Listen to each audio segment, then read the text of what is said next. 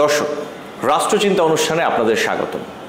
এই আয়োজনে আমরা একজন বিশেষ অতিথির সাথে কথা বলি রাজনীতি, সমাজ, নাগরিক ভাবনা সহ নানা বিষয় নিয়ে। জানার বোঝার চেষ্টা করি তিনি রাষ্ট্রের অতীত থেকে বর্তমান কিভাবে দেখেন, ভবিষ্যৎ কেমন দেখতে চান। রাষ্ট্রচিন্তার এই পর্বে অতিথি হিসেবে আমাদের সাথে আছেন বাংলাদেশের কমিউনিস্ট পার্টির সাধারণ সম্পাদক রুহিন হোসেন প্রিন্স। আপনাকে স্বাগত জানাচ্ছি আজকে সময় দেওয়ার জন্য। অভ্যুত্থানের 11 মাস পর কেমন অগ্রগতি দেখছেন? বাংলাদেশে যে বৈষম্য নিরসনের জন্য যে যাত্রা, সেই পথে, সেই প্রচেষ্টায় কতটা অগ্রসর হতে পারছে অথবা পেরেছে বাংলাদেশ? আপনাকে ধন্যবাদ। যারা শুনছেন তাদেরকে ধন্যবাদ জানাচ্ছি। আপনি অভ্যুত্থানের কথা বলতে যে বৈষম্যহীনতার কথা আনলেন, এই জন্য আমি একটু ছোট্ট করে পেছন ফিরে দেখতে চাই।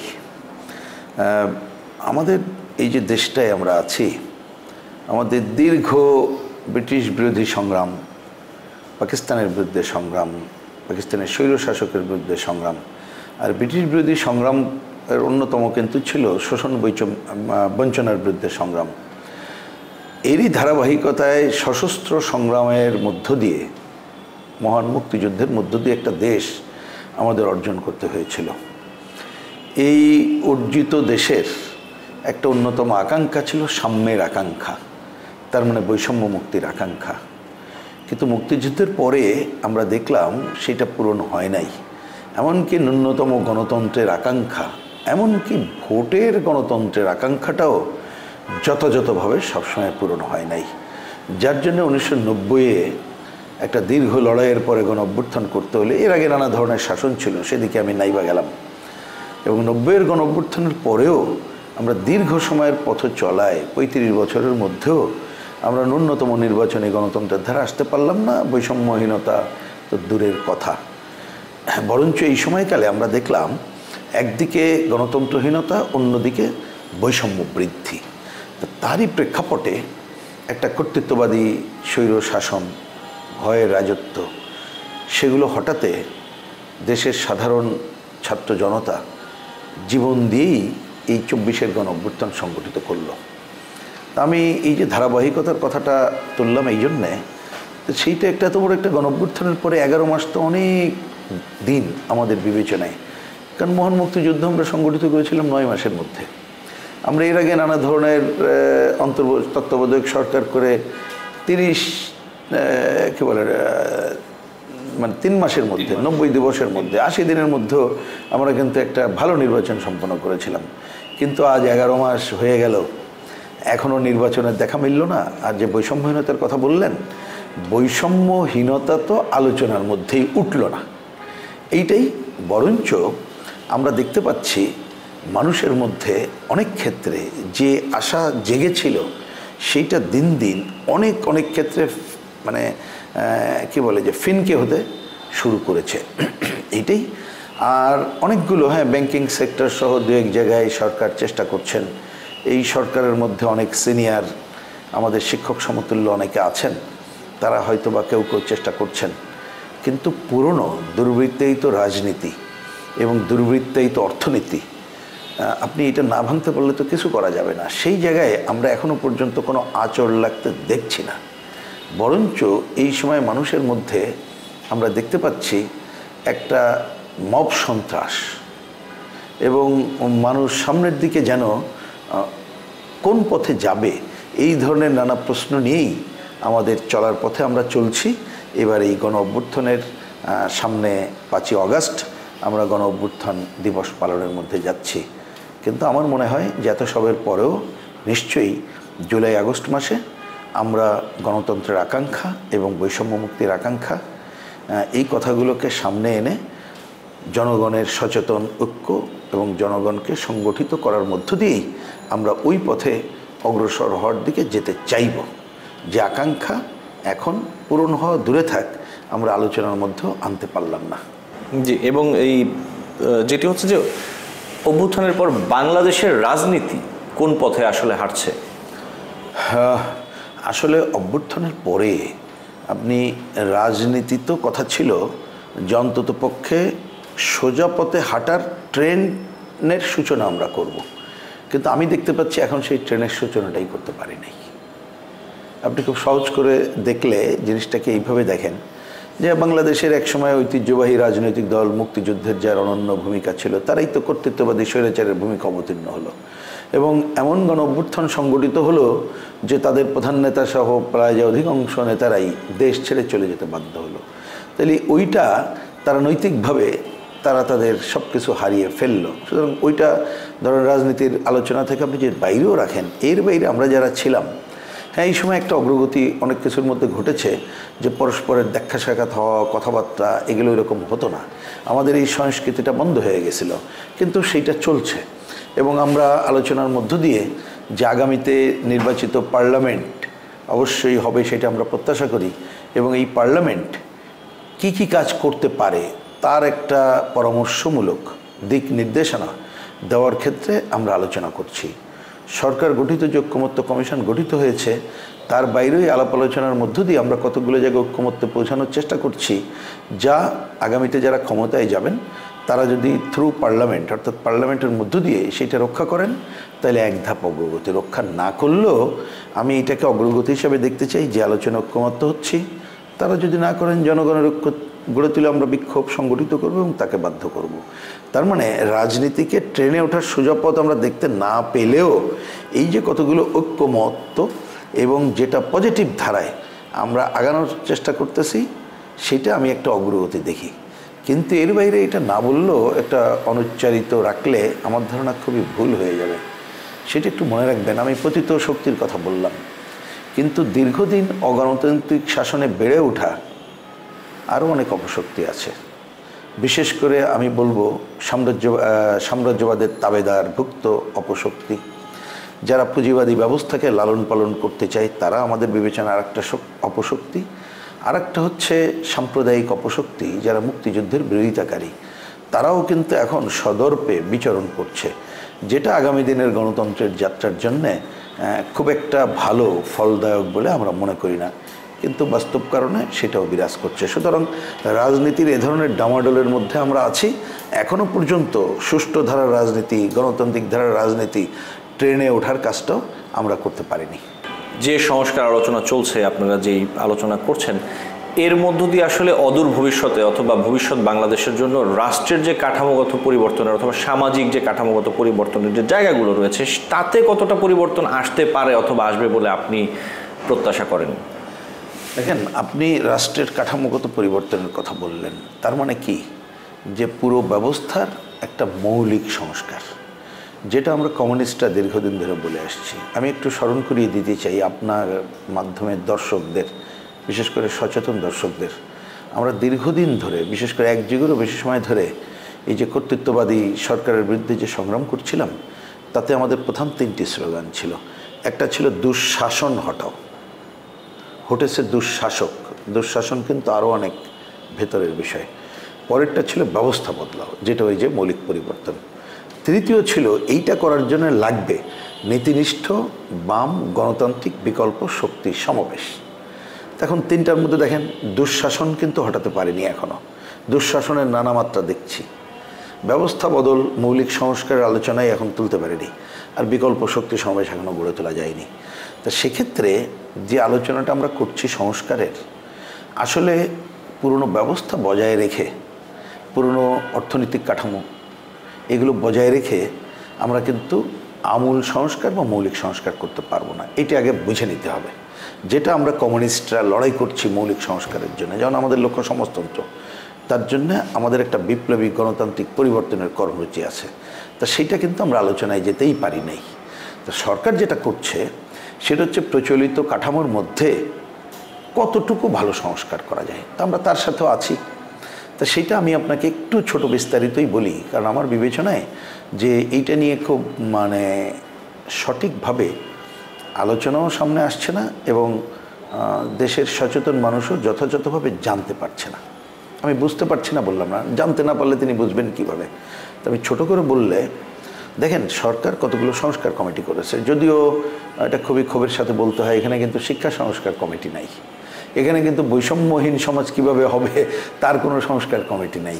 এমনকি অর্থনৈতিক নীতিমালা একটা আমাদের ওইটা শ্বেতপত্র কমিটি হয়েছিল, দুর্নীতির শ্বেতপত্র প্রকাশ, তাদের কতগুলো রিকমেন্ডেশনও আছে, কিন্তু এটা কিন্তু আলোচনার মধ্যেই নাই। বরঞ্চ আলোচনার মধ্যে যে 11টি সংস্কার কমিটির তারা ডাউস বই প্রকাশ করেছে, কিন্তু এত বড় তো আপনি আলোচনায় না আনলে তো হয় না, ওইগুলো কিন্তু আলোচনায় প্রধানত নাই। যেমন একটা স্বাস্থ্য সংস্কার রিপোর্ট আছে, কোথাও আলোচনা আসছে, দেখবেন আলোচনায় নাই, যেরকম আমি ওইদিকে গেলাম না। কিন্তু ওনারা যেটা মিডিয়ার মাধ্যমে দেশবাসী জানছে, তাতে মাত্র 5টা সংস্কার কমিটির তাদের প্রস্তাব হিসাব করলে এই 5টা কমিটির প্রায় 700-800 কি বলবো যে আপনি প্রশ্নমালা সাজাতে পারেন।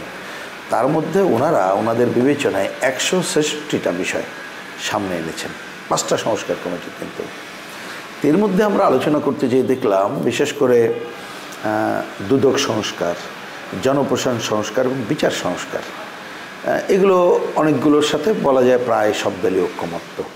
বাকি যেটা সংবিধান এবং নির্বাচন ব্যবস্থার সংস্কার, তার মধ্যে বিরাট অংশ হচ্ছে সংবিধানের সাথে জড়িত, সেইটা নিয়েই এখন আলোচনা হচ্ছে। দ্বিতীয় রাউন্ডের আলোচনায় ওনারা 19টা প্রশ্ন নিয়ে বা সর্বোচ্চ 20টা প্রশ্ন নিয়ে আলোচনা করবেন। এর মধ্যে বেশি না, মাত্র 10টা-11টা নিয়ে ইতিমধ্যে আলোচনা সামনে এসেছে। তা সুতরাং আপনি তাহলে বুঝে নেন যে আমি কতটুকু ন্যারো জায়গা থেকে শুরু করেছি, কিন্তু এইগুলো অন্যতম গুরুত্বপূর্ণ নিঃসন্দেহে, এটি নিয়ে আমাদের দ্বিধাদ্বন্দ্ব নাই। আর এই কথা আগে একটু বলে রাখা দরকার, এই যে সংস্কারগুলো করতে চাইছি আমরা, এটা করবে কে? প্রথম কথা হচ্ছে, যদি এখনকার যে আইন আমাদের দেশে পারমিট করে তার মধ্যে দিয়ে যদি করা যায় করতে হবে। আর আমরা বলেছি অবাধ, সুষ্ঠু, গ্রহণযোগ্য নির্বাচনের জন্য জরুরি কিছু যদি অধ্যাদেশ দিয়ে করতে হয় তাহলে করতে পারে, আপত্তি নেই। কিন্তু সংবিধানের মৌলিক সংস্কারের বিষয়ে পদ্ধতিগুলো কিন্তু আমাদের সংবিধানে বলা আছে। সুতরাং এটা করার দিকে যাবে আগামীতে জনগণের প্রত্যক্ষ ভোটে নির্বাচিত সংসদ। তাহলে এইটা আগে বুঝে রাখা দরকার। তাহলে আমরা যেটা করছি তাতে কি ঐক্যমত্য হয়ে এক ধরনের পরামর্শ দেব, এবং আমরা 90 যেমন এই ধরনের পরামর্শ বা 3 জোটের রূপরেখায় ঐক্যমত্য হলে, আচরণবিধিতে ঐক্যমত্য হলে নির্বাচনের পর অনেকে ভুলে গেছিল। এইবার আমরা বাধ্য করব যারা নির্বাচিত হবে তারা যাতে অবশ্যই এটা পার্লামেন্টে পাশ করতে পারেন। আরেকটা হচ্ছে, না করলেই যে আমরা বিভিন্ন রাজনৈতিক দল এবং জনগণের যে ঐক্য গড়ে তুললাম, আমরা তাদেরকে আন্দোলনের মধ্যে দিয়ে বাধ্য করব, অথবা তারা ক্ষমতায় থাকতে পারবো না, কথা সোজা। তো সেই জায়গায় আমি যদি দেখি ইতিমধ্যে আলোচনায় অগ্রগতি অনেক কিছু আছে বলে আমার ব্যক্তিগতভাবে বুঝ। তার মধ্যে বললাম ওই যে অনেকগুলো সংস্কার কমিটির অনেক কিছুতে যে আমরা একমত, ওইটা তো সরকার ইচ্ছা করলে যদি আইন পারমিট করে তিনি তা এখনই এগুলো কাজের মধ্যে যেতে পারেন। আর ধরেন যেটা আগামী পার্লামেন্টের জন্য আমরা রেখে দেব, তার মধ্যে দেখেন আমরা একটা পার্লামেন্টকে বলি যে জনগণের প্রত্যক্ষ ভোটে নির্বাচিত প্রতিনিধি, কিন্তু আপনি দেখবেন আমাদের যেটা এখন আছে তাতে এই পার্লামেন্ট কি সংবিধানের 70 অনুচ্ছেদে যা বলা আছে তাতে কিন্তু সব সংসদ সদস্যরা স্বাধীন না। ওই দল কি বলল হ্যাঁ এবং না ভোটের মধ্যে থাকে। তা আমরা এখন ঐক্যমত্যে যেটা পৌঁছেছি সেটা যদি আগামী পার্লামেন্ট এটা ঠিক করতে পারে তাহলে এটা এক ধাপ অগ্রগতি মনে করি। যেমন শুধুমাত্র আস্থা ভোট এবং অর্থ বিল এই ছাড়া যে কোনো বিষয়ে সে উন্মুক্ত কথা বলতে পারবে। রাষ্ট্রপতি নির্বাচনেও অগ্রগতি আছে, গোপন ব্যালটে হবে এবং সংসদ সদস্যরা স্বাধীনভাবে ভোট দিতে পারবে। সুতরাং দলের হলেই তিনি নির্বাচিত হবেন এমন কোনো নিশ্চয়তা কিন্তু থাকছে না। আমরা এইখানে আরও যোগ্যতার কথা আমরা বলছি। রাষ্ট্রপতির ক্ষমা প্রদর্শন জানেন অনেক সময় এক ব্যক্তির হাতে এটাকে তো অপব্যবহার অতীতে আমরা দেখেছি। তো সেই জন্য আমরা একটা আইন কাঠামোর আওতায় আনতে পারি কিনা সেগুলো আমরা চিন্তা করছি। আমরা দেখি সংসদীয় গণতন্ত্রে যে বিরোধী দল বা অন্য যে যারা পার্লামেন্টে থাকে তাদের অংশগ্রহণ থাকা দরকার। যদিও বুর্জোয়া পার্লামেন্ট ব্যবস্থায় সব মুক্তি এটা আমরা মনে করি না, আমরা সমাজের আমূল পরিবর্তন ছাড়া মুক্তি মনে করি না। সেটা আমাদের মূল লড়াই, আমরা একটা সমাজ বিপ্লব সম্পন্ন করছি, এটা আমাদের লড়াই। কিন্তু তার আগ পর্যন্ত এই পার্লামেন্ট যাতে গণতান্ত্রিক আচরণ করতে পারে সেটা আমরা চেষ্টা করব। তা সেই জন্য বিরোধী দলের ভূমিকা নিশ্চিত করার জন্যে যেমন ডেপুটি স্পিকার তাদেরকে দেওয়া, যেমন স্থায়ী কমিটির কতগুলো গুরুত্বপূর্ণ স্থায়ী কমিটি আছে তার সভাপতি সহ আনুপাতিক হারে দেওয়া, এই সমস্ত জায়গায় আমরা কতগুলো ঐক্যমত্যে পৌঁছেছি। আমরা যেমন নির্বাচনী এলাকার সীমা নির্ধারণ, এটা একটা কিন্তু বড় কাজ, সেটাও যাতে একটা স্বাধীন কমিশন হেল্প করতে পারে নির্বাচন কমিশনকে, সেই জায়গায় কিন্তু আমরা করতে যাচ্ছি। আমরা বিচার বিভাগ বিকেন্দ্রীকরণ, তারপরে স্থানীয় পর্যায়ে বিকেন্দ্রীকরণের কাজটা করার দিকে কিন্তু আমরা আগাচ্ছি। আমাদের মধ্যে আলোচনা আছে অনেক সময় সংসদীয় গণতন্ত্রের সংসদেই তো ভূমিকা থাকে, কিন্তু এক ব্যক্তি যিনি প্রধানমন্ত্রী হন তিনি এমন কর্তৃত্বের অধিকারী হন তার হাতেই যেন সবটা থাকে। সুতরাং তার মেয়াদের বিষয়টা আলোচনা আছে, তিনি একই সাথে প্রধানমন্ত্রী এবং দলীয় প্রধানমন্ত্রী থাকতে হয়, এগুলো আলোচনায় আছে, সিদ্ধান্ত হয় নাই। কিন্তু আমি বলছি যতটুকু সিদ্ধান্তে পৌঁছাতে পারি এটা পজিটিভ, যদি সিদ্ধান্তে নাও পৌঁছাতে পারি এই যে আলোচনাগুলো আমরা করছি এবং আপনাদের মাধ্যমে দেশবাসী জানছে, তাদের মধ্যে যে সচেতনতার উদ্ভব হচ্ছে, আগামীতে জনগণের প্রত্যক্ষ ভোটে নির্বাচিতরা যে যদি ওই দায়িত্ব পালন না করে তাহলে সে কিন্তু তার কণ্ঠকে সোচ্চার করতে পারবে। তাহলে আমি ওইটাকে পজিটিভ দেখছি, কিন্তু এক্ষেত্রে একটু সাবধানতা খালি আমি উল্লেখ করতে চাই।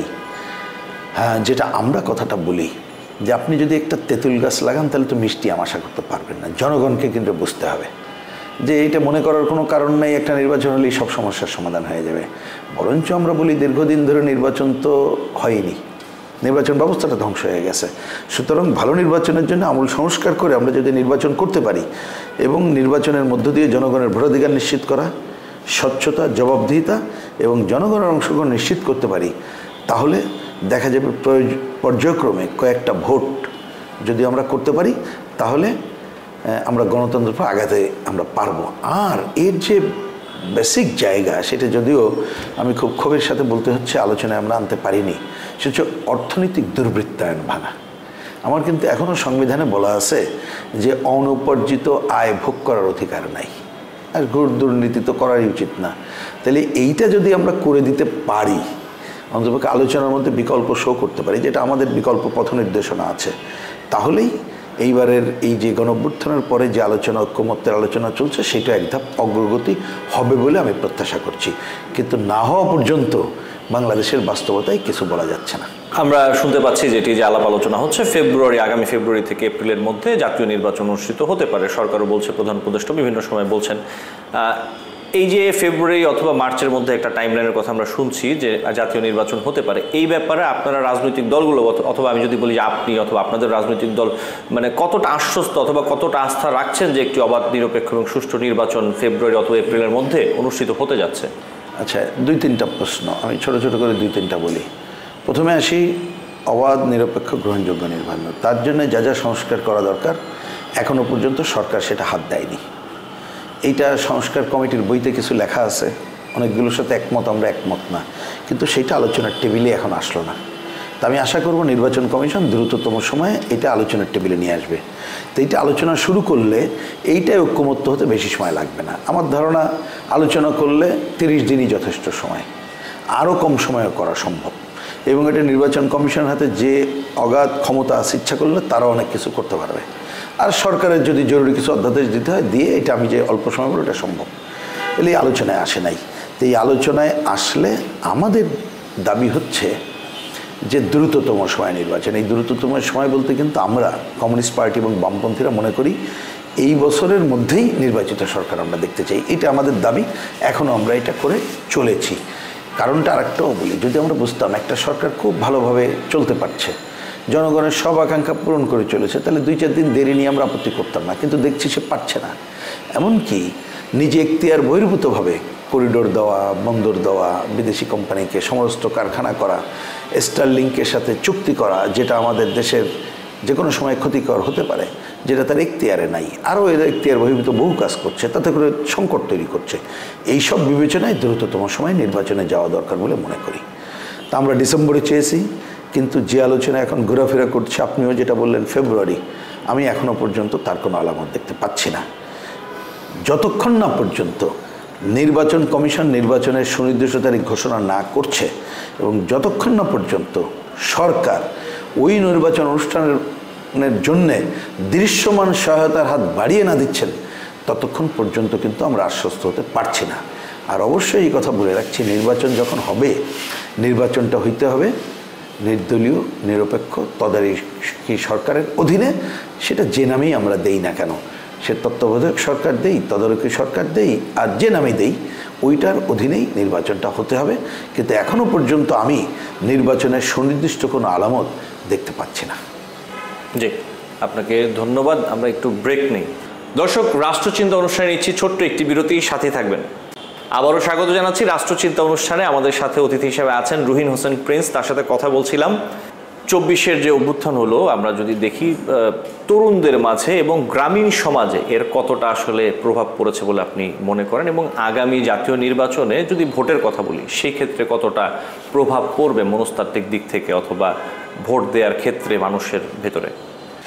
আচ্ছা, আমি ওই পয়েন্টে যাওয়ার আগে আপনি আগে যে আলোচনাগুলো করলাম তার আমি একটা পজিটিভ জায়গাটা একটু ছোট্ট রিপিট করি, কারণ এটা কিন্তু কম বেশি সচেতন মহল বোঝে যে একটা ব্যবস্থা পরিবর্তন ছাড়া কিন্তু আমরা আগাতে পারবো না। তো যার জন্য রাষ্ট্র ব্যবস্থার পরিবর্তন, মৌলিক পরিবর্তনের কথা আপনিও তুলে ধরলেন।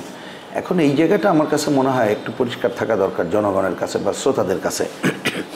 একটা হচ্ছে এইটার মানে কি, মানেটা হচ্ছে সর্বক্ষেত্রে জনগণের কার্যকর ভূমিকা নিশ্চিত করতে হবে, তার অধিকার থেকে শুরু করে সব।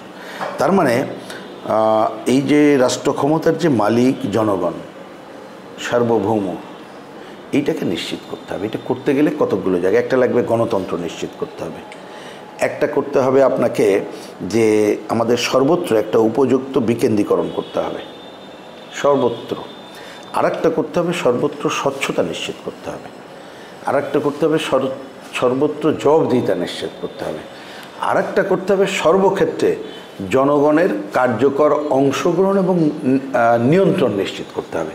তাহলে এই কথাটা কিন্তু এত সহজ না। তাহলে আপনি এই পুরো কাজটা যতক্ষণ না করতে পারছি ততক্ষণ কিন্তু আমরা একটা মৌলিক পরিবর্তন করে একটা জায়গায় যেতে পারবো না, যেটা আমরা কমিউনিস্ট পার্টি বা বামপন্থী এই লড়াইটা করি। তো এইবারের এক ধাপ অগ্রগতি সংস্কার নিয়ে আমি আগেই বলেছি, এটা আমি মনে করিয়ে দিলাম। এইবার আসি, তাহলে আপনি যে প্রশ্নটা তুললেন, তা আমরা তো এক ধাপে অনেক কিছু পারবো না। মানুষের আকাঙ্ক্ষা ঠিক আছে, কিন্তু যদি পজিটিভ জায়গায় দেখতে পারি সেটা ভালো। তো এখন এই যে গণ অভ্যুত্থানের শুরুর পরপরই আমার বিবেচনায় যে অতীত দিনে হয় কি জানেন, যে গণ অভ্যুত্থানে যদি একটা রাজনৈতিক শক্তি সংগঠিত থাকে তারা এক ধরনের পলিটিক্যাল ভূমিকা নিয়ে আগাতে পারে। এইবার আমরা নানা ধরনের রাজনৈতিক দলগুলো ছিলাম, সব আমাদের মধ্যে ঐক্য ছিল না। হয়তো কর্তৃত্ববাদী সরকার হটানোর প্রশ্নে শেষবেলায় আমরা সবাই এক হয়ে গিয়েছিলাম, কিন্তু যার যার মত পথ ছিল। আর যে ছাত্র বন্ধুরা শেষ দিকে ভূমিকা রাখলো তাদের মধ্যে নানা পথ নানা মত, এবং অভ্যুত্থানের পরে যার যার দলীয় জায়গায় চলে গেল, যেমন আমাদেরও এর মধ্যে ছিল, তারা তো তার জায়গায় চলে আসে, অন্য দল চলে গেল, ওদের মধ্যেও নানা বিভক্তি, তাদের মধ্যে ক্ষুদ্র একটা অংশ অনেক দল হয়েছে, তার মধ্যে দল করে সামনে আসছে, তাও সুনির্দিষ্ট নীতিমালা এখনো পর্যন্ত আসে নাই। তো সুতরাং একটা অভ্যুত্থানের পরে জনগণের যে গণ আকাঙ্ক্ষা এবং এই ধরনের আন্দোলনকারী শক্তির উপরে যেটা দাঁড় করায় এগিয়ে যায়, এইবার সেটা না হওয়াটাই স্বাভাবিক। সুতরাং তাই ঘটছে। তো সেই ক্ষেত্রে আপনি যদি বলেন তাহলে গণ অভ্যুত্থানের আকাঙ্ক্ষার অংশীদার জনের উপরে যদি পড়ে, তাহলে তো অন্যান্য দলের প্রতিও পড়বে, আমার দলের প্রতিও পড়বে, এবং আন্দোলনকারী ছাত্র যে অংশ বিশেষভাবে করেছিল তাদের প্রতিও পড়বে। তাহলে এটা একক কোনো প্রভাব আশা করে লাভ নেই। এটা হচ্ছে প্রথম বক্তব্য। দ্বিতীয় বক্তব্য হচ্ছে, এটা আমরা খুবই দুঃখের সাথেই লক্ষ্য করলাম যে ছাত্রদের মধ্যে যারা প্রথম সারির ছিল, প্রচার মাধ্যম এবং নানা কারণে সামনে এসেছিল, কথাটা আমি এই কারণে বললাম যে আমরা যে দীর্ঘ এক যুগেরও বেশি সময় ধরে লড়াই করছি, অনেক সময় প্রচার প্রপাগান্ডার কারণে এটা অনেকের কাছে সামনে আসেনি। দেখলাম এই নতুন প্রজন্ম জানেও না কিছু, যে আমরা সেই 14 নির্বাচন, 18 নির্বাচন, তারপরে 24-এর নির্বাচনের সময় কি ভূমিকা নিয়েছি, কি লড়াই সংগ্রাম করেছি, এইটা অনেকে জানেই না। কারণ হঠাৎ করে তো আর একটা অভ্যুত্থান হয়ে যায় না, এর পেছনে এইগুলো থাকে। তো যাই হোক, সেটা হয়তো অন্য কথা। তো এরা শুরুতে এসে অনেকগুলো বিতর্কিত কাজের মধ্যে ঢুকে গেল। সবের কথা বলছে না, কেউ কেউ দেখবেন এমনকি আমাদের মুক্তিযুদ্ধকে পর্যন্ত প্রশ্নবিদ্ধ করার জায়গায় চলে গেল। একটা রিপ্লেসমেন্ট যেন 47-কে দিয়ে করতে চাইল, ভাঙচুর নানা জায়গায় কিন্তু করলো, মুক্তিযুদ্ধ ইতিহাস ঐতিহ্যের উপরে আক্রমণ পরিচালিত হলো। এদের মধ্যে অনেকের চাঁদাবাজির খবর সামনে চলে আসলো, এবং এটা ভয়াবহ পরিমাণে আসলো। দেখবেন এই কারণে তাদের দল থেকে পর্যন্ত বহিষ্কার করার নানা কাজ করলো। তার মানে যে তারা যদি শুরুতে একটা পজিটিভ জায়গা থেকে আগাতো, যে পরিমাণ জনসমর্থন বা এই জায়গায় থাকতো, সেটা কিন্তু নিজেরাই হারিয়ে ফেলেছে। তো এখন প্রচার মাধ্যম, সরকার যতই তাদের পক্ষ অবলম্বন করুক না কেন, আমার মনে হয় না আগামীতে ভোটের বিবেচনার কথা আমরা বলছি যে খুব একটা লাভবানের জায়গায় যাবে। কারণ ভোট আমাদের দেশে এই প্রচলিত ভোটের ধারা, আমি তার মানে সংসদীয় ধারার কথা বলছি যেটা আছে, এটা যদি আমরা অব্যাহত থাকবে আগামী নির্বাচনে, যে নির্বাচনে যাব, তাতে করে স্থানীয় নানা ফ্যাক্টরের উপরে কিন্তু ভোট নির্ভর করে। সুতরাং সেক্ষেত্রে এককভাবে তারা যদি ভূমিকা পালন করতে চায়, তাতে উল্লেখযোগ্য কোনো ফল বয়ে আনবে বলে আমার মনে হয় না। সুতরাং অতীত দিনে আমরা যেভাবে দেখেছি ভূমিকাটা সেইভাবেই যাবে বলে আমার কাছে মনে হয়। আমাদের দিক থেকে আমরা মনে করি যদি নির্বাচনে দাঁড়ানো এবং ভোট দেওয়া, আমি আবার রিপিট করছি দাঁড়ানো, কারণ অনেকে বলে দাঁড়াইতে তো আসেই, অসুবিধে কি, কিন্তু দেখেন একটা ভালো মানুষ আমার দলের শ্রমজীবী, তাকে ইচ্ছা করলে দাঁড় করাইতে পারবো? কাগজে কলমে বলতে পারেন হ্যাঁ পারবেন না কেন, কারণ এর জন্য তো টাকা লাগবে। দাঁড়াইলে পেশি শক্তিকে মোকাবেলা করতে হবে, সাম্প্রদায়িক আঞ্চলিক প্রচার প্রচারকে মোকাবেলা করতে হবে, ভয়ের রাজত্ব, দখলদারিত্ব, এটা তো বন্ধ হয়ে যায়নি, মানে দুঃশাসন তো উচ্ছেদ হয়নি, ওইটাকে মোকাবেলা করতে হবে, প্রশাসনিক কারসাজি মোকাবেলা করতে হবে। তারপরে ডিপ স্টেটের নানা খেলার খবর আমরা আগে জানি, এখন তো এগুলো ওপেন হচ্ছে যে নানা সময় এগুলো হয়েছিল। তো এত মোকাবেলা করার মতো পরিবেশ পরিস্থিতি যদি আমাদের হয়, সমসুযোগ আমরা তো মনে করি যে এই যে দীর্ঘ লড়াই যেটা করি, মানুষের কাছে অন্ততপক্ষে আমাদের সম্পর্কে যে যত কথা বলুক, কিন্তু আমাদের বিরুদ্ধে তো অন্ততপক্ষে ব্যক্তি স্বার্থ, দলীয় স্বার্থ, গোষ্ঠী স্বার্থের জন্য আমরা কাজ করি, এই কথা কিন্তু আমাদের রাজনীতির শত্রুপক্ষ বলতে পারবে না। তাহলে আমরা তো ভালো রেজাল্টই আশা করি যদি এরকম জায়গায় যেতে পারি, যার জন্য নির্বাচন ব্যবস্থার আমূল সংস্কারের কথাটা বলছি। কিন্তু আমার এই পয়েন্টের শেষ কথা হচ্ছে, কাল পরশু সব হয়ে যাবে এটা ভাবার দরকার নাই। আমরা অন্ততপক্ষে জনগণের ভোটাধিকার যদি নিশ্চিত করতে পারি, সে যে ভোট দিতে পারবে, ভোট ঠিকমতো গোনা হবে, যেটা গণল ঠিকমতো প্রচারিত হবে, এবং যারা জিতবে তাদের হাতে ক্ষমতা হস্তান্তর হবে, এবং তারা জনগণের কাছে জবাবদিহি করতে বাধ্য হবে। জবাবদিহি না করলে সে যদি আবার কর্তৃত্ববাদী স্বৈরাচারী হয়ে ওঠে, জনগণ বিক্ষোভ করেই তাকে সোজা রাখার দিকে আগাবে। এইটুকু যদি এবার করার পথে আমরা আগাতে পারি, সেইটা আমি এক ধাপ অগ্রগতি এবং এই গণ অভ্যুত্থানের যে বিজয়, সেই বিজয়ের এক ধাপ অগ্রগতি বলেই আমি মনে করি। গণপরিষদ নির্বাচন, তারপর নতুন রাজনৈতিক বন্দোবস্ত, সেকেন্ড রিপাবলিক, বেশ কিছু বিষয় আমরা আসলে শুনতে পাচ্ছি এখন রাজনীতির মাঠে। এগুলো নিয়ে আলাপ আলোচনা অথবা কথাবার্তা হচ্ছে, বিভিন্ন পক্ষ অথবা দু একটি পক্ষ তারা আসলে এগুলো নিয়ে দাবি তুলছে। এই বিষয়গুলো আপনি কিভাবে দেখেন, এই ব্যাপারে কি বলবেন? না, একটা আমরা তাদেরকে বলেছি যে কেউ দাবি করতে পারে, এটা নিয়ে আমাদের কোনো প্রথম বক্তব্য নাই। কারণ রাজনীতির ময়দানে বা কোনো ব্যক্তি আকাঙ্ক্ষা তিনি যদি মনে করেন এইটা করলে ভালো হবে, তার অধিকার সেটা আছে। এবং আমরা এই কথাই বিশ্বাস করি, কোনো ব্যক্তি বা কোনো গোষ্ঠীর কোনো মতের সাথে আমরা যদি বিরোধিতাও করি, সেটা যদি আমাদের একেবারেই ফান্ডামেন্টাল দেশ স্বাধীনতা সার্বভৌমত্বের পরিপন্থী না হয়, তাহলে তার সাথে দ্বিমত করলেও তার ওই কথা বলার অধিকার আমরা সংরক্ষণের পক্ষে, ঠিকমতো বলুক, এইভাবে গণতান্ত্রিক অধিকার রক্ষার পক্ষে। সুতরাং কেউ দাবি করলে আমাদের সেটা নিয়ে আমি কথা বলবো না। কিন্তু আমি মনে করি এবং আরেকটাও বলে নিই, সে দাবি করলে আগামী নির্বাচনে তার কথা নিয়ে সে ইলেকশনে নামুক, জনগণ যদি তাদের পক্ষে ভোট দেয় তখন তাদের অধিকার আছে সেটা করার। কিন্তু তার আগে কোনো কিছু চাপিয়ে দেওয়া, জোর জুলুম করা, মব সৃষ্টি করে কিছু করা এবং দুর্বল সরকারের কাছ থেকে মব সৃষ্টি করে আদায় করুন, এটা কোনোভাবেই গ্রহণযোগ্য হবে না এবং আমরা করব না। যেমন কতকগুলো বিষয় আমাদের ঘোরতর দ্বিমত করি। এবার আমি আমাদের দ্বিমতের কথা বলছি। ওই যে সেকেন্ড রিপাবলিকের কথা যেটা আসছে, এটা বেশি ব্যাখ্যার দরকার নেই। এখন বোধহয় দেখবেন অনেকে সুর নরম হয়ে গেছে, এটা আর বলে না, কারণ বাংলাদেশটা এইটা না। আমরা একবারই স্বাধীন হয়েছি মহান মুক্তিযুদ্ধের মধ্য দিয়ে, সুতরাং নতুন স্বাধীনতার প্রশ্ন আর নাই। সুতরাং এখন আমরা গণতন্ত্র সুপ্রতিষ্ঠার বিষয় আছে। 90-এর গণঅভ্যুত্থানের পরে হয়নি, এবারে গণঅভ্যুত্থান করব, না হলে আবার গণঅভ্যুত্থান হবে। এটাকে যদি কখনো বিপ্লবে রূপান্তরিত করতে পারি আমরা, তখন অন্য কিছু হবে, সেটা অন্য আলোচনা। বিপ্লব বড় দাগের আলোচনা যেটা আমরা সংগঠিত করতে চাই, সেটা আমি নাই বা গেলাম। তাহলে এইটা আলোচনাটা যথাযথ না। এমনকি কেউ যদি মুক্তিযুদ্ধকে 47 দিয়ে রিপ্লেস করতে চাই, এইটাও একেবারে অগ্রহণযোগ্য। অনেক আলোচনা আসছে যে এই যে আমরা কাজগুলো করছি, এটা গণভোট করে এগুলো করি। তো গণভোটের উদাহরণ কিন্তু বাংলাদেশে আছে, এটা আমরা জানি গণভোটের নামে কি হয়। সেকেন্ড রিপাবলিকের কথা হচ্ছে, আমরা এটাকে অপ্রয়োজনীয় মনে করি। যে গণভোট, সেকেন্ড রিপাবলিক, এগুলো আমরা অপ্রয়োজনীয় মনে করছি। আমরা মনে করছি যে জনগণের প্রত্যক্ষ ভোটে পার্লামেন্ট যদি ভালো নির্বাচন করতে পারি, তাহলে ওই পার্লামেন্টের হাতেই ক্ষমতাটা থাকা দরকার। ক্ষমতা থাকা দরকার বলে আমি প্রসঙ্গ করে বলি, এই ঐক্যমত্যের আলোচনা আমরা যখন যাই, আমি তো এখানে আমাদের পক্ষ থেকে বলেছি, ধরুন একটা নির্বাচিত পার্লামেন্ট হলো, তিনি এমন আইন পাশ করছেন যার পক্ষে আমরা না, তাহলে আমরা কি করব? আমরা কি ম্যাও ম্যাও করে মেনে নেব? না, মেনে নেব না। কারণ আমার রাজনৈতিক আদর্শের কারণে আমি বলবো এটার আমি বিরোধিতা করি। তারা যদি কথা না শোনে, তার জন্য আমি জনগণের ঐক্য গড়ে তুলব, আমি সভা সমাবেশ করব, আমি লক্ষ লক্ষ মানুষের ঐক্য গড়ে তোলার চেষ্টা করব। যদি মানুষ আমার কথায় সায় দেয়, তখন তারা পিছু হটবে। সায় না দিলে আগায় যাবে, কিন্তু আমি দরকার হলে হরতাল অবরোধ এগুলো করবো, আমার যে গণতান্ত্রিক অধিকার। তারপরে দেখা যাবে পার্লামেন্ট কি করে। তার মানে এই যে গণতন্ত্রের সহনশীল অবস্থানের মধ্য দিয়ে আমরা যদি এগিয়ে যেতে পারি, তাহলে কেউ যদি জোর জুলুম করে নতুন কিছু করে, কোনো এক সময় প্রমাণিত হবে ঠিক করে নাই, তখন সেটা পরিবর্তনও হয়ে যাবে। তাহলে গণতন্ত্রের এই ধরনের পজিটিভ পথেই আমাদের আগানোর কাজটাই করতে হবে। ওই ধরনের আলোচনা যারা করছে তারা করতে পারে, কিন্তু আমি বলবো যে তারা যেন তাদের এই বক্তব্য নিয়ে আগামী নির্বাচনে অংশ নেয় এবং জনগণের হাতে ছেড়ে দেয়। কারণ আমি কি করব না করব শেষ বেলায় এটা নির্ধারণ করবে কে? জনগণ। বাংলাদেশের অভ্যন্তরে যে চলমান যে রাজনৈতিক বর্তমান যে পরিস্থিতি রয়েছে, এর সাথে ভূ রাজনৈতিক যোগাযোগ অথবা আমি যদি বলি যে সংযোগ কতটা আছে অথবা আদৌ আছে কিনা, এই বিষয়টি আপনি কি বলবেন?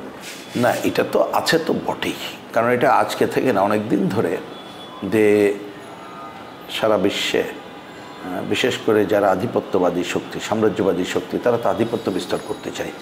তো আপনি একটু খালি মনে করিয়ে দিই, একসময় দেখবেন এটা পাওয়ারের ব্যালেন্স ছিল, একসময় পুঁজিবাদী বিশ্ব ছিল, সমাজতান্ত্রিক বিশ্ব ছিল। আমি ফর্মাল সোভিয়েত ইউনিয়নের কথা বলছি, তাদের নেতৃত্বে। এর বাইরেও কিন্তু একটা জোট নিরপেক্ষ আন্দোলন ছিল, যেটা ভারত, আমরা সহ অনেকে ছিলাম। তাহলে এইটার মধ্য দিয়ে এইগুলো হয়েছিল কেন? যাতে করে আমরা আমাদের স্বার্থ সংরক্ষণ করতে পারি, একা না, আমাদের সমমনাদের নিয়ে। কিন্তু আজকের দুনিয়াতে দেখবেন যে এইটা যেন এককেন্দ্রিক বিশ্ব হয়ে গেছে, এবং এই এককেন্দ্রিক বিশ্ব মানে পুঁজিবাদী এককেন্দ্রিক বিশ্ব, যারা সবচেয়ে বেশি আধিপত্য বিস্তার করতে চায়।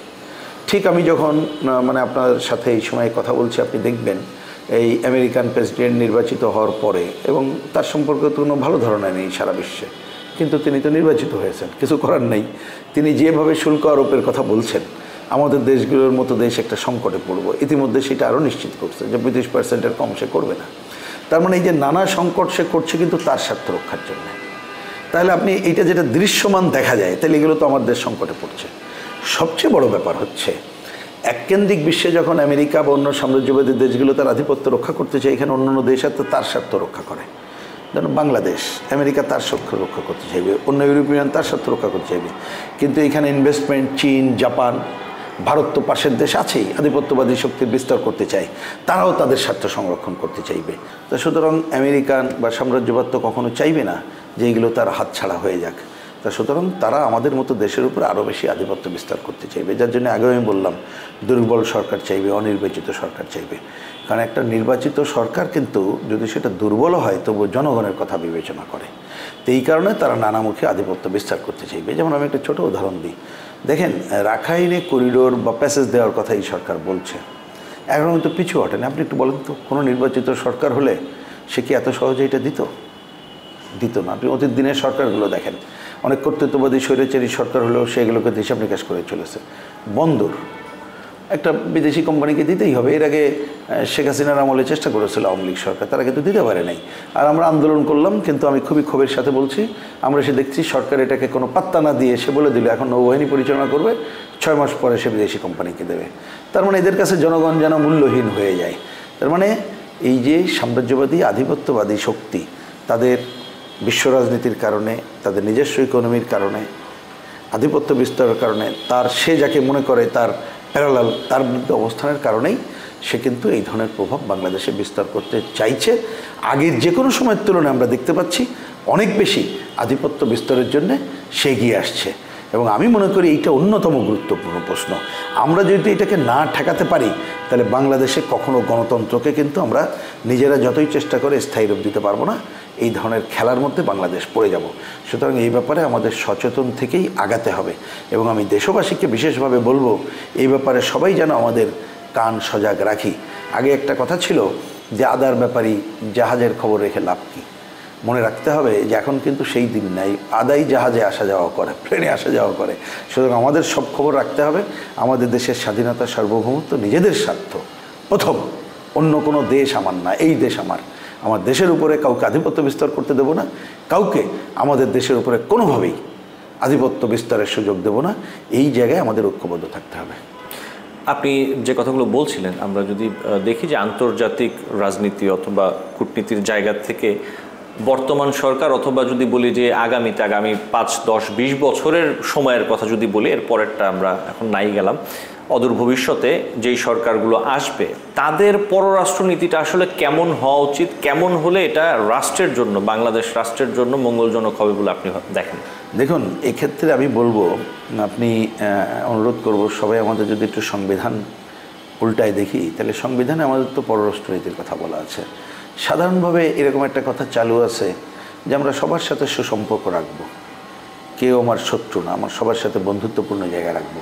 এই কথাটা আংশিক সত্য, পুরোপুরি সত্য না। আংশিক সত্য কারণ এটা খুবই স্বাভাবিক যে আমরা দুনিয়াতে বাস করতে গেলে তো একটা অ্যাডজাস্টমেন্ট করে চলতে হবে, কিন্তু আমাদের সংবিধানে পরিষ্কার বলা আছে সাম্রাজ্যবাদী, আধিপত্যবাদী এই শক্তির বিরুদ্ধে আমাদের অবস্থান নিয়ে দাঁড়াতে হবে। কারণ আপনি যদি ঘোরতর শত্রুকে বুকে টেনে নেন, ও কিন্তু যে কোনো সময় আপনার বুকে ছুরি বসাবে নিজের স্বার্থ একটু উল্টাপাল্টে গেলে।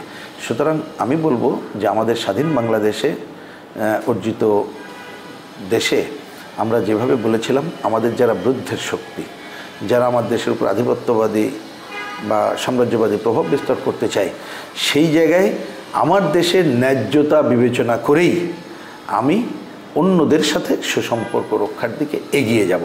এবং এই জন্যে আমার ক্ষমতাটা মুখ্য হবে না, দেশের স্বার্থ হবে মুখ্য, এবং আমার দেশের মানুষের ঐক্য গড়ে তুলব। এই ধারাতেই আমাদের পররাষ্ট্রনীতি বিবেচনা করা দরকার বলে আমরা মনে করি। বাংলাদেশের বাস্তবতায় অদূর ভবিষ্যতে অথবা যদি বলি যে বাম রাজনীতির ভবিষ্যৎ অথবা সম্ভাবনা কতটা দেখেন?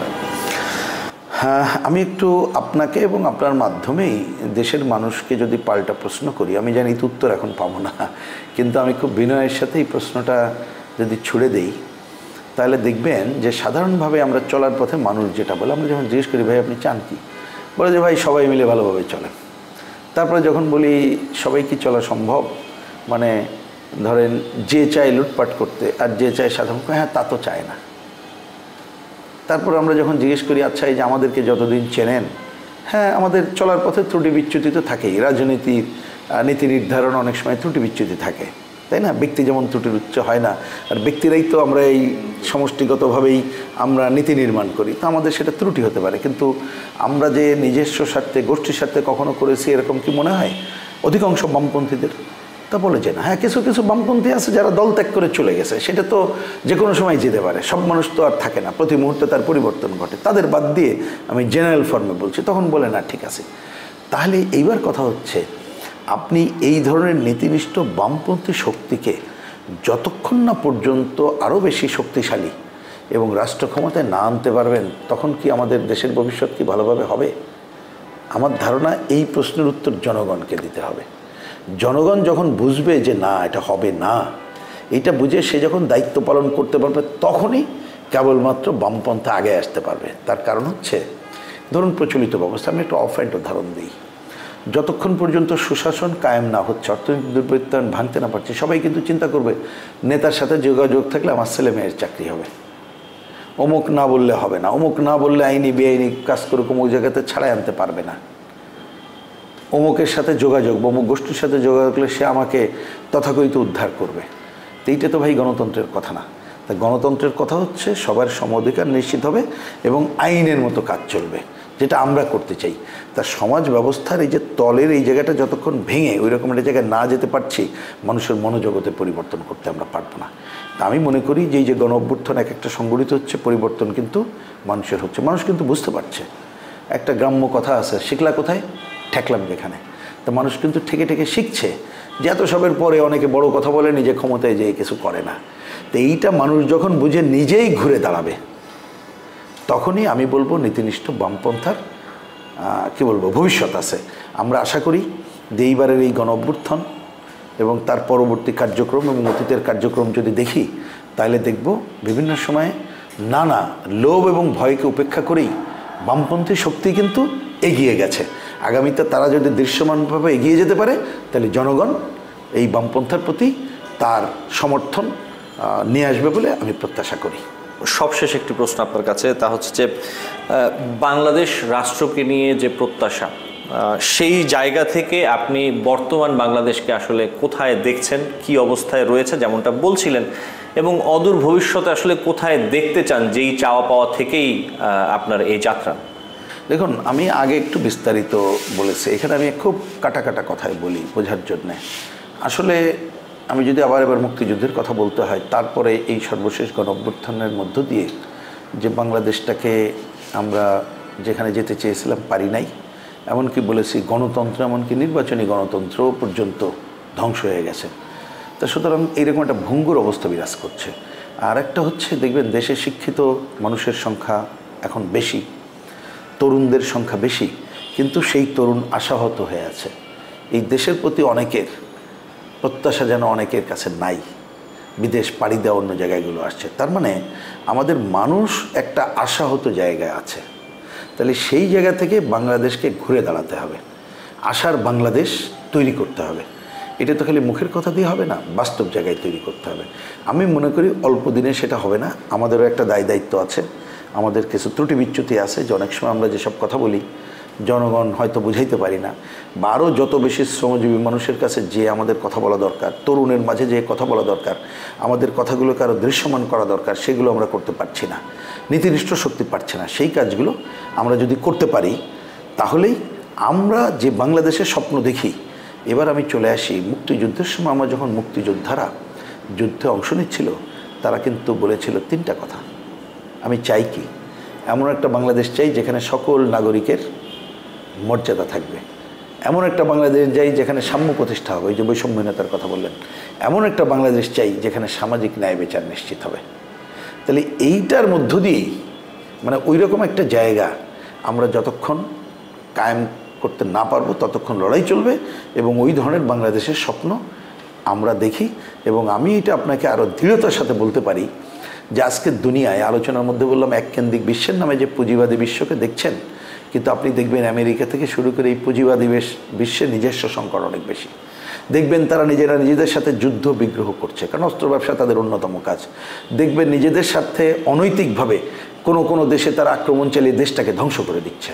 তো মানুষ কিন্তু দিন দিন বুঝছে এর বিপরীতে সাম্যবাদ, সমাজতন্ত্র এটাই হবে বিকল্প পথ। সুতরাং সেই পথেই আমরা যদি দৃশ্যমান যাত্রা করতে পারি, সেটাই হবে বাংলাদেশের ভবিষ্যৎ, মুক্তিযুদ্ধের বাংলাদেশের ভবিষ্যৎ, 90-এর গণঅভ্যুত্থান এবং 24-এর গণঅভ্যুত্থানের আকাঙ্ক্ষাকে পূরণ করার বাংলাদেশ। সেই লক্ষ্যেই আমরা এগিয়ে যেতে চাই। তার মধ্যেই মানুষ এবং প্রকৃতির মুক্তি আমরা ঘটাতে পারবো বলে আমি প্রত্যাশা করি। জি, আপনাকে অনেক ধন্যবাদ আজকে সময় দেওয়ার জন্য। আপনার সাথে নিশ্চয়ই পরবর্তীতে আবারও কথা হবে আমাদের টিভিএনের সাথে। দর্শক, রাষ্ট্রচিন্তা অনুষ্ঠানে আজ এই পর্যন্তই। পরবর্তী পর্ব দেখার আমন্ত্রণ থাকলো। টিভিএন 24 নিউজ নেটওয়ার্কের সাথে থাকবেন। টিভিএন 24 টেলিভিশন দেখতে আজই কল করুন 7187776556। লগ ইন করুন www.totalcablebd.com। নিউ ইয়র্ক থেকে সম্প্রচারিত টিভিএন 24 টেলিভিশন বিশ্বজুড়ে বাঙালির কণ্ঠস্বর।